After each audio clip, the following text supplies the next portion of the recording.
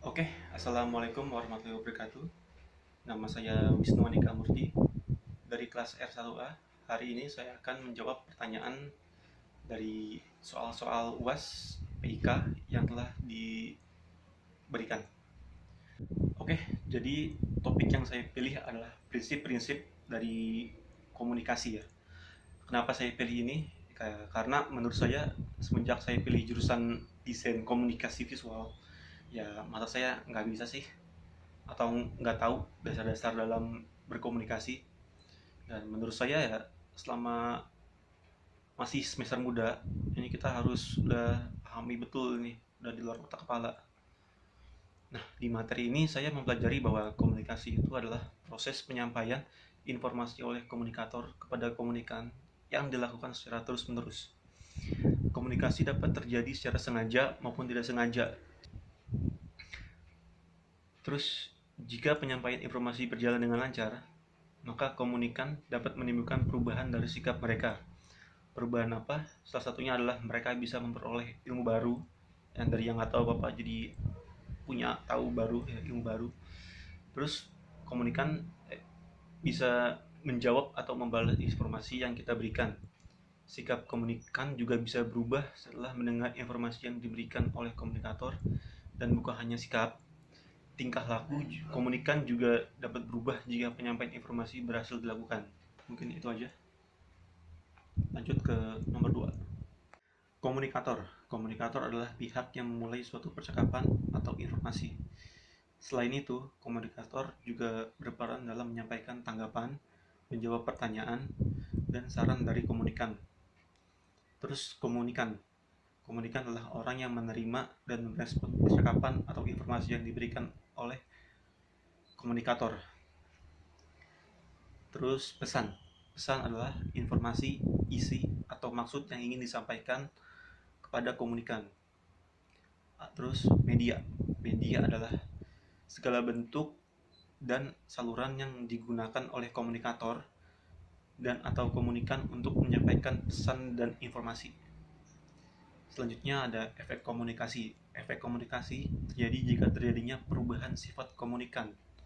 Perubahan tersebut antara lain kognitif.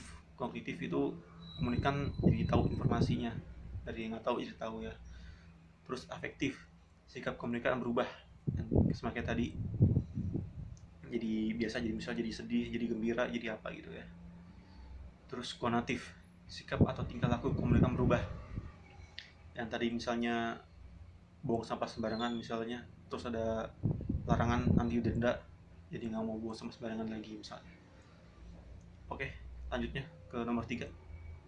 Oke, jadi hambatan komunikasi adalah segala sesuatu gangguan baik dari dalam maupun luar yang dapat mengganggu atau bahkan mengakhiri proses komunikasi. Dalam kondisi belajar mengajar online, hambatan komunikasi yang sering terjadi adalah ya, selain dari gangguan sinyal, gangguan paket, yang sering terjadi adalah kamera dari hardware-nya.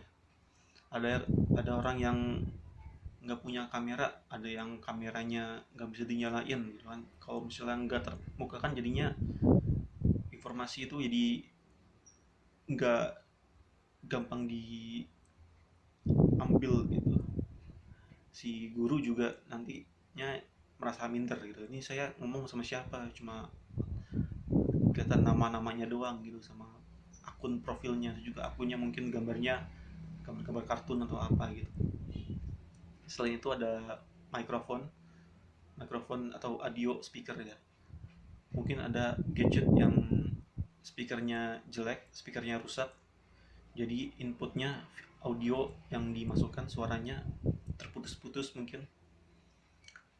Terus juga audionya yang terdengar juga terputus-putus karena mungkin sudah tua, sudah rusak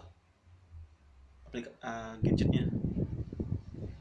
Terus noise atau suara dari luar, ya namanya juga orang biasa ya, nggak punya studio musik, studio kayak karaoke gitu ya. Kita jadi kalau misalnya ada suara dari luar kayak suara anak kecil, suara ayam berkokok, orang lagi benerin rumah, tukang jualan gitu kan, bakso apa-apa, ya kita nggak bisa apa-apa, kita cuma ya kadang-kadang berisik kalau misalnya lagi presentasi misalnya, bisa terganggu gitu ya. Terus gangguan konsentrasi. Konsentrasi gini maksudnya, belajar online itu mudah banget menurut saya, kayak ditinggalkan, dihiraukan gitu. Ada terkaitnya sama uh, kamera. Mungkin ada yang alasan, bu ini kameranya saya nggak aktif, atau kameranya saya nggak bisa dinyalain, kameranya error. Ternyata dia nggak ternyata dia secara sengaja gitu nggak dinyalain kameranya, biar dia bisa mungkin sambil tiduran, sambil ngerjain tugas lain, sambil nonton apa gitu, sambil cuci piring di belakang. Karena kan ya gurunya nggak bisa apa-apa, mungkin bisa manggil sih ya, tapi ya bisa aja seperti itu. Segitu aja. Oke, jadi pertama-tama saya mohon maaf kalau misalnya data saya nggak ada, karena saya nggak pernah ngasih berita, karena saya terlambat ya, saya masuknya di minggu keempat, jadi saya nggak begitu belum mengumpulkan berita.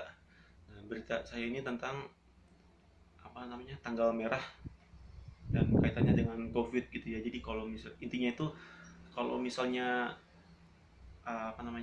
di daerah anda itu lagi shutdown, lagi zona merah, walaupun lagi tanggal merah ya, jangan keluar lah. Ya itu intinya, bu. Nah, pertama-tama saya bikinnya comic strip. Pertama-tama saya bikinnya seperti ini. Pas pas ibu bilang comic strip, saya pikir wah ini comic strip lagi di berita ya. Comic strip yang berita kan seperti ini, panjang-panjang gini ya. Tapi karena teman-teman pada bikin di di komputer ya, saya jadi agak kurang pede. Saya nyoba di komputer, nanti saya akan taruh mungkin di sini gambarnya, terus saya potong-potong juga biar gampang dibaca, karena ya saya masih kurang pandai menggambar. Oke, jadi mungkin saya baca dulu aja ya. Di slide pertama itu si Ijo ceritanya lagi browsing di HP ya.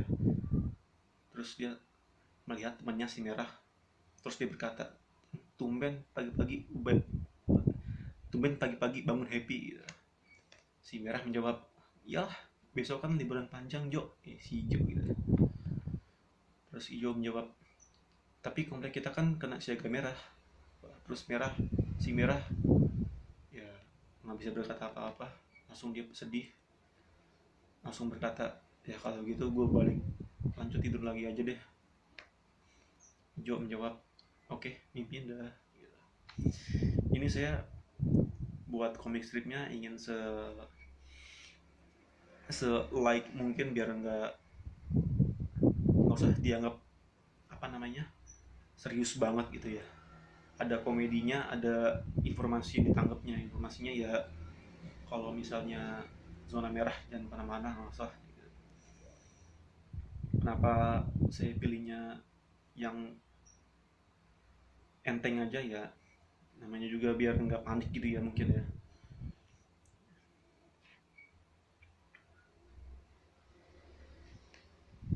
Terus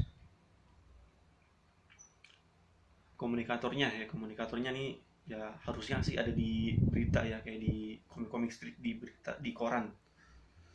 Komik strip di koran. Komunikannya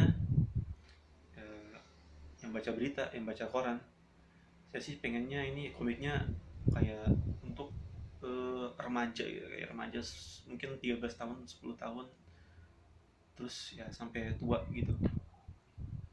Pesannya itu yang tadi, kalau misalnya siaga merah, lagi kompleknya lagi merah, lagi waspada, jangan kemana-mana, nggak apa-apa, tidur aja, mendingan main game di rumah gitu. Dan alasan memilih bentuk karya ya biar